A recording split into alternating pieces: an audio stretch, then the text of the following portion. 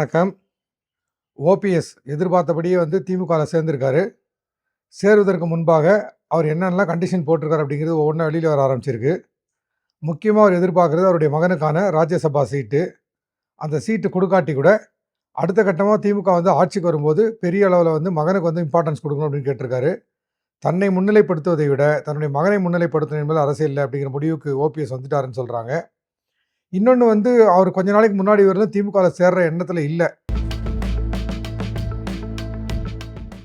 இந்த கரவேட்டியை கழட்டி வச்சுட்டு திமுக கிட்ட போய் சேர்ந்தாக்கா என் ஊரில் எனக்கு மதிப்பு இருக்காது, என் சொந்த சமுதாயத்தை சேர்ந்தவங்களே மதிக்க மாட்டாங்கலாம் அவர் சொல்லியிருந்திருக்காரு. ஆனால் கடைசியாக எடப்பாடி மேலே இருக்கிற கோபத்தினாலையும் அவர் தனக்கு கொஞ்சம் கூட இறங்கி வரலைங்கிறதுனாலையும் பிஜேபியோட பேசிய பேரங்கள் சரிப்பட்டு வரலைங்கிறதுனாலையும் யாரையோ பழி வாங்கிறதுக்காக யார் மேலேயோ கோச்சிட்டு எதிரியோ போய் விழுந்த கதையாக போய் திமுகவில் அவர் சேர்ந்திருக்காரு.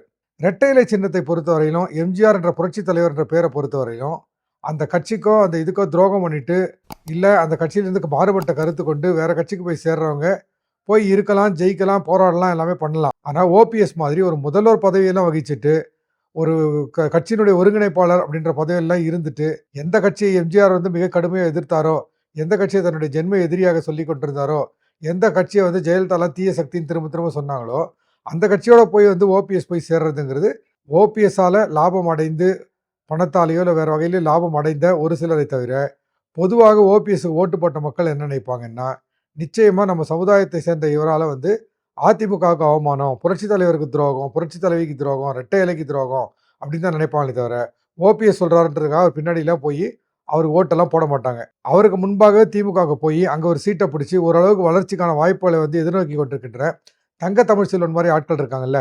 இன்னைக்கு கூட அறிவாலயம் வாசலில் நின்று ஓபிஎஸ் வரவேற்கிறதுக்கு நிற்கிறார், சிரிச்சு பேசிக்கிட்டு இருக்கார் திமுக பிரமுகர்களோட. உள்ளுக்குள்ள ஒரு பயம் இருக்குது, ஓபிஎஸ் தன்னுடைய இடத்தை அவர் கொடுத்துருவாங்களோ திமுக அப்படின்ற பயம் இருக்குது. அவர் எல்லாமே அங்கே எதிர்ப்பு அரசியல் தான் பண்ணுவார்.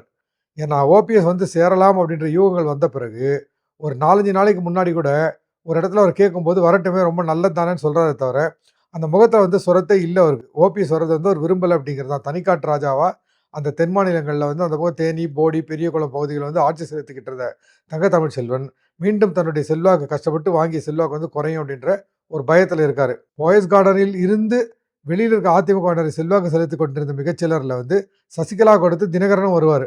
கிட்டத்தட்ட எடப்பாடிக்கு மேலேருந்து அதிகாரம் செலுத்தக்கூடிய ஒரு இடத்துல இருந்த தினகரன் தான் பின்னாடி எடப்பாடி என்னென்னோ எதிர்த்து பார்த்து பெருசாக ஒன்றும் செல்லலை அப்படின்னு ஒன்று பிஜேபி கிட்ட போய் சரண்டர் ஆகி தன் மீதான வழக்குகள் பிரச்சனைகள் இருந்து வெளியில் வரணும்னா ஒரே வழி பிஜேபி சொல்கிறத கேட்குறது தான் புரிஞ்சுக்கிட்டு தனி கட்சி ஆரம்பித்து தனி கட்சி கொஞ்ச நாள் நடத்திட்டு அது மூலமாக எடப்பாடியை திட்டி பார்த்துட்டு அப்போ எடப்பாடியார் மடங்கலை, தன்னை விட செல்வாக்கு எடப்பாடியார் தான் பிஜேபி கிட்ட இருக்குன்னு தெரிஞ்ச பிறகு போய் எடப்பாடியாரோட ஐக்கியமாயிட்டார். ஐக்கியமானது மட்டுமல்ல, அவர் ஒரு விஷயம் என்ன பண்ணுறாருன்னா இருக்கிற இடத்துக்கு விசுவாசமாக இருக்கணும்னு நினைக்கிறார் தினகரன். தனி கட்சி ஆரம்பித்து போய் எடப்பாடியோட சேர்ந்த பிறகு கொஞ்சம் கூட விட்டு கொடுக்க மாட்டேங்கிறார் எடப்பாடி பழனிசாமியை.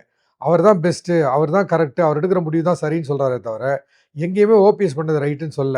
ஓபிஎஸ் வந்துடுவார், அவர் ஏதோ ஒரு வகையில் அதிமுக கூட்டணிக்கு சேர்ந்துருவார்ன்ற நம்பிக்கை தினகரன் இருந்த போதெல்லாம் அண்ணன் சொன்னால் கேட்பார், பொறுமைசாலி, நிதானமானவர், தப்பாக முடிவு எடுக்க மாட்டாரெல்லாம் சொல்லிக்கிட்டு இருந்தாரே தவிர ஓபிஎஸ் போய் சேர்றாருன்ற அந்த செய்தி உறுதியான உடனே மிக கடுமையாக ஓபிஎஸ்ஸை அட்டாக் பண்ணதும் தினகரன் தான்.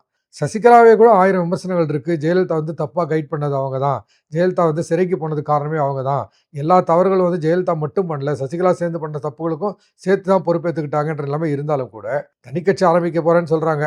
சின்னம்மா கட்சி பேர் என்னம்மான்னு இன்னொரு கேட்டுக்கிட்டு இருக்காங்க. கொடியெல்லாம் அனௌன்ஸ் பண்ணால் கூட பேர் சொல்லலை. இருந்தாலும் சசிகலா எடப்பாடி பழனிசாமியை கடுமையாக விமர்சனம் பண்ணுவாங்களே தவிர ஜெயலலிதாவை விட்டு கொடுத்தோ இல்லை அதிமுகவுக்கு எதிராகவோ அந்த கட்சிக்கு எதிராகவோ அவங்க பேசவே இல்லை. இப்போ ஓபிஎஸ் போய் சேர்ந்துருக்காரு, என்ன பண்ண போகிறாரு, மேடைகளில் என்ன பேசுவார், எடப்பாடி பழனிசாமி மட்டும் திட்டுவார். சரி, திட்டுறதுனால என்ன ஆகும்? அதிமுகவுக்கும் ரெட்டை இலைக்கும் விழக்கூடிய ஓட்டுகள் எடப்பாடி பழனிசாமி விழாமல் போயிடுமா? கிடையவே கிடையாது. ஓ பன்னீர்செல்வம் தான் துரோகின்ற பேர் வரும். ஓ பன்னீர்செல்வம் எல்லா பதவிகளையும் பட்டங்களையும் அனுபவிச்சுட்டு இன்னைக்கு இன்னொரு மாற்று முகாமில் சேர்ந்துக்கிட்டு உண்டை வீட்டுக்கே ரெண்டகம் பண்ணுறாருன்னு தான் வரும். எம்ஜிஆரிடம் தனக்கு இருந்த நட்பையும் நெருக்கத்தையும் வச்சு தான் ஜெயலலிதா வந்தாங்கன்ற ஒரு பேச்சு இருந்தாலும் கூட ஜெயலலிதாவுக்குன்னு ஒரு தனி செல்வாக்கு இருந்தது. அதனால தான் எம்ஜிஆருடைய மனைவி விஎன் ஜானகி அம்மையாரே முதல்வர் அளவுக்கு ஆன பிறகும் கூட அந்த கட்சியில் நிலைக்க முடியல. காரணம், அந்த கட்சி தொண்டர்களினுடைய கட்சி, வாரிசு கட்சி கிடையாது, குடும்ப கட்சி கிடையாது அப்படிங்கிறது திரும்ப திரும்ப நிரூபிக்கப்பட்டிருக்கு. அப்படி பண்ணோன்னு நினச்சிருந்தா எம்ஜிஆரே தனக்கு கிட்னி கொடுத்த லீலாவதியையோ இல்லை தன்னுடைய குடும்பத்தை சேர்ந்த மற்ற வளர்ப்பு மகனையோ ஒரு வாரிசாக அறிவிச்சிட்டு போயிடலாம். அந்த மாதிரி எண்ணம் அவருக்கு வந்ததும் கிடையாது, எந்த வகையிலுமே அவங்களை முன்னிலைப்படுத்தினதும் கிடையாது. அதிமுக என்பது ஒரு குடும்ப கட்சி அல்ல அப்படிங்கிறது நிரூபிக்கப்பட்டிருக்க நிலையில் கொஞ்ச நாள் ஓபிஎஸ் இருந்தாருன்னா, அடுத்து எடப்பாடி வரதான் செய்வாரு. எடப்பாடியே நிரந்தரமான முதல்வரா இருப்பார் இருக்கிறவர்ன்னு சொல்ல முடியாது.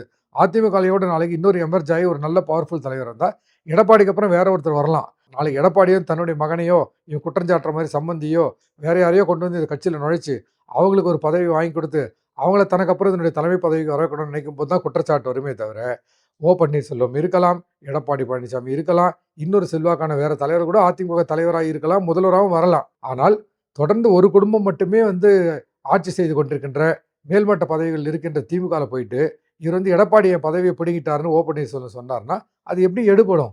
எப்படி அது ஒரு நியாயமா இருக்க முடியும்? எந்த நியாயத்தை எந்த மேடையிலருந்து சொல்றதுன்னு ஒண்ணு இருக்குல்ல. இன்னைக்கு வந்து அறிவாலயம் போய் சேரும்போதே பார்த்தோம்னா, ஓபிஎஸ் வர்றதுக்கு முன்னாடியே ரவீந்திரநாத் போயிட்டாரு. அவருடைய மகன் போயிட்டாரு. சிக்னல்ல நிக்குது வண்டி. இந்த டோல்கேட்ல கொய்யாப்பழம் விக்கிறவங்க, மொபைல் கவர் விக்கிறவங்க, காருக்கு வந்து அந்த கவர் விக்கிறவங்கலாம் இருக்காங்கல்ல, அந்த மாரி பிரஸ் வந்து படபடன்னு தட்டி தட்டி கருத்து கேட்குறாங்க. ரவீந்திரநாத்துக்கு என்ன சொல்றதுன்னே தெரியல. உடனடியா ரியாக்ஷன் குடுத்தா ஏதாவது பிரச்சனை வந்துரும்னு சொல்லி, கையெடுத்து கும்பிட்டு அப்புறம் பார்க்கலாம், அப்புறம் பார்க்கலாம்னு தான் சொல்றாரு. அதுதான் இன்றைக்கு அவருடைய நிலைமை. செல்லூர் ராஜு தான் சொல்றாரு. ஒரு சாதாரண டீ கடை வச்சுக்கிட்டு இருந்த ஒருத்தர கொண்டு வந்து 3 முறை முதல்வராக்கி அழகு பார்த்த ஒரு கழகம் இருக்குன்னா, இன்னைக்கு உங்களுக்கு ஒரு வீழ்ச்சி இருக்கலாம். ஏன் எடப்பாடி பண்ணது சரியாவே கூட இருக்கலாம். அதுக்காக பொறுமை இழந்து, அனுபவித்த சுகங்களை எல்லாம் மறந்துவிட்டு, காத்திருந்து பார்த்து, தனக்கு அங்க மதிப்பில்லன்னு சும்மா சொல்லிட்டு, இது நேரடியா எந்த கட்சிக்கு எதிராக உருவாக்கப்பட்டதோ, எந்த கட்சிக்கு எதிராக வந்து தன்னுடைய நிலைப்பாட்டை எடுத்தாங்களோ, அந்த கட்சிக்கே போய் திரும்பவும் சேர்றதுன்றது இருக்குல்ல, அது எந்த வகையில ஓபிஎஸ்க்கு வந்து ப்ளஸ்ஸா இருக்கும்னு எனக்கு தெரியல. பன்னீர்செல்வம் அதிமுகவை கை கழுவி விட்டு, திமுகவுக்கு போய் சேர்ந்ததுக்கு பின்னால், அவர் அடையக்கூடிய லாபங்கள் என்ன அப்படிங்கிறது ஒரு பக்கம் இருந்தாலும், அவர் மனசுல பழிவாங்குற உணர்வு தான் இருக்கு. ஏதோ ஒரு வகையில திமுகல போய் சேர்ந்து அதிமுகவை தோற்கடிச்சிடணும் அப்படின்னு தான் நினைக்கிறார் தவிர, தன்னுடைய சொத்துக்கள காப்பாத்திக்கிறதுக்கோ, தன்னுடைய எதிரிகள் கிட்ட இருந்து தன்னை தற்காத்துக்கிறதுக்கோ, ஒரு ராஜதந்திரமான முடிவு எடுத்தாருன்னு நம்ம சொல்ல முடியாது. ஏன்னா, டெல்லியிலேருந்து பார்த்துக்கிட்டு இருக்க பிஜேபி, பன்னீர்செல்வத்தினுடைய முடிவை துளியும் ரசிக்காது. எடப்பாடி போட்ட ஒரே கண்டிஷன் என்னன்னா, ஓபிஎஸ் வந்து திரும்ப வேற வழியே இல்ல. அதிமுகல வரதா இருந்தா வரட்டும். ஆனா, தனி கட்சி தொடங்கி அதுக்கப்புறம் வரட்டும்னு சொன்னார். ஏன்னா, அவர பொறுத்தவரையிலும் ஒருத்தர் ஒன்ஸ் தனி கட்சி தொடங்கிட்டாருன்னா, தேர்தல் கமிஷன்ல போய் அதிமுக என்றதுன்னு திரும்ப கிளைம் பண்ணவே முடியாது. நீங்க தான் கட்சியே வேறன்னு போயிட்டு வரைக்கும் எப்படி கிளைம் பண்றீங்கன்னு கேட்பாங்க. அதனால தான் ஒரு கட்டத்தில மனசு சமாதானமாயி தினகரனையும் சேர்த்துக்கிட்டாரு. இன்னைக்கு சசிகலா தனி கட்சி தொடங்கியது கூட நாளைக்கு ஒரு வேளை காரணமா இருக்கலாம். அவங்களையும் திரும்ப உள்ள கொண்டு வரது கூட காரணமா இருக்கலாம். எடப்பாடி வைத்தது ராஜதந்திரமான முடிவு. கட்சி ஆரம்பிங்க, வந்து கூட்டணியா சேர்ந்துக்கோங்க. எல்லாம் ஒண்ணா சேர்ந்து பாடுபடுவோம். ரெட்டை இலைக்கு ஓட்டு கேட்போம். உங்க கட்சி நீங்க நிக்கட்டும். நான் எங்க கட்சிய நிக்கிறோம். எல்லாம் சேர்ந்து பண்ணுவோம். நாளைக்கு என்ன ஆகுதுன்னு பின்னாடி ஜெயிச்ச பிறகு பார்த்துக்குவோன்றது. ஆனால் ஓபிஎஸ் தனி கட்சி ஆரம்பிக்க மாட்டேன் அப்படின்னு சொன்னது காரணமே, ஒரு தனி கட்சி ஆரம்பிச்சு, அதுக்கு ஆட்கள போட்டு, அதுக்கு ஏகப்பட்ட பணத்த செலவு பண்றதுக்கு பன்னீர்செல்வம் தயாரா இல்ல. அந்த ரிஸ்க் எடுக்கிறதுக்கு அவர் தயாரா இல்ல. அதுவும் இல்லாம, தனி கட்சி ஆரம்பிச்சுட்டு, திரும்ப போய் எடப்பாடி கூட போய் சேர்ந்தாலும் கூட, தேர்தல் முடிவுக்கு பிறகு தன்னை மொத்தமா கழட்டி விடுறது தான் வாய்ப்பு இருக்கே தவிர, தான் எதிர்பார்க்குற மாரி கட்சிய கலைச்சு திரும்ப வாங்க, உள்ள வந்து சேர்த்துக்கிறேன் அப்படின்லாம் சொல்ற வாய்ப்பு இல்ல அப்படின்ற மாரி தான் ஓபிஎஸ் நினைக்கிறாரு. ஆனால் அந்த அளவுக்கு உள்ள இருந்தே போதுமான அளவுக்கு குடைச்சல குடுத்துட்டு, போதுன்ற அளவுக்கு டார்ச்சர் குடுத்துட்டு, இன்னைக்கு வேற வழி இல்லாம தன்னுடைய செயல்களாலேயே தான் வெளியேற்றப்பட்டிருக்கிற பன்னீர்செல்வம் போய் திமுகல சேர்ந்திருக்காரு. திமுகவில் அவர் போய் சேர்ந்திருப்பது என்பது நிச்சயமாக பன்னீர்செல்வத்துக்கும் பலம் இல்ல. திமுகவுக்கும் அது பலம் கிடையாது. எல்லாத்தோட முக்கியமா பன்னீர்செல்வம் விஷயத்திலயும் கரெக்ட்டா காய் நடு இதுவரையிலும் எல்லா விஷயத்திலயும் ரொம்ப கரெக்ட்டான முடிவுகள் எடுத்துக்கொண்டு வந்த திமுக, பன்னீர்செல்வத்த சேர்த்த விஷயத்துல மட்டும் கொஞ்சம் அவசரப்பட்டாங்கன்னு தான் தோணுது. பன்னீர்செல்வத்தால் அவர்களுக்கு நன்மைகள் விளைவதை விட, தீமைகள் சொல்றத விட பின்னடைவு தான் நெறைய இருக்குன்னு தோணுது. என்ன அவர வச்சுக்கிட்டு கொடநாடு கேஸ், அந்த கேஸ், இந்த கேஸ்ன்னு இருக்கிற இல்லாத உண்மைகள் எல்லாம் எடுத்து எனக்கு தான் எல்லாம் தெரியும்னு சொல்லி அவர் சொல்லப் போறாரு. அப்படி சொன்னா பதிலுக்கு இவங்க என்ன சொல்லுவாங்கன்னா, ஜெயலலிதா அப்போலோல அட்மிட் ஆகியிருந்த பொழுது, அந்த ஆஸ்பத்திரிக்குள்ள நடந்த சில விஷயங்கள் எல்லாமே பன்னீர்செல்வத்துக்கு தெரியும். அவர் தான் பல விஷயங்கள் வந்து வெளி உலகத்துக்கு தெரியாம மறைச்சாரு. ஜெயலலிதாவ ட்ரீட்மெண்ட் குடுக்கறதுக்கு நடந்த பல முயற்சிகள் வந்து தடுத்தாரு. வெளிநாட்டுக்கு ஜெயலலிதா கொண்டு போலான்னு நினைக்கும்போது, அது வேண்டான்னு சொன்னவங்கள்ல வந்து பன்னீர்செல்வம் முக்கியமான ஒருத்தரு. வெளிநாட்டிலிருந்து வந்த மருத்துவர்கள் ஜெயலலிதாவுக்கு ஆஞ்சியோ பண்ணியே ஆகணும். என்னன்னு பார்க்கணும் அப்படின்னு சொன்னபோது, அதை வந்து அப்போலோ நிர்வாகம் வந்து வேண்டாம், இப்ப பண்ண வேண்டாம்னு சொல்லிச்சா இல்லையா அப்படின்ற மாதிரியான பல உண்மைகளை தெரிந்து வைத்திருந்தது பன்னீர்செல்வம் தான் என்பதனால, அப்போது முதல்வராக அவர் தான் இருந்தார் என்றதுனால, பன்னீர்செல்வம் எடப்பாடியை பற்றி ஏதாவது தவறாக பேசினாலோ, கடுமையான குற்றம் சாட்டினாலோ, ஜெயலலிதாவுடைய மறைவுக்கு காரணமே பன்னீர்செல்வம் தான் அப்படின்ற ஆங்கிள்ல எடப்பாடி பழனிசாமி தரப்பிலிருந்து ஆதாரங்கள் எடுத்து வைக்கிறதுக்கு தயாராகுறாங்க. களம் சூடாகிறது. நடக்கிறது என்னன்னு பார்ப்போம். எடிட்டர் அசோகன் சேனலுக்கு சப்ஸ்கிரைப் பண்ணுங்க. நோட்டிஃபிகேஷன் பட்டன் அழுத்துங்க. எல்லா நண்பர்களும் ஷேர் பண்ணுங்க. இப்போதைக்கு வணக்கம்.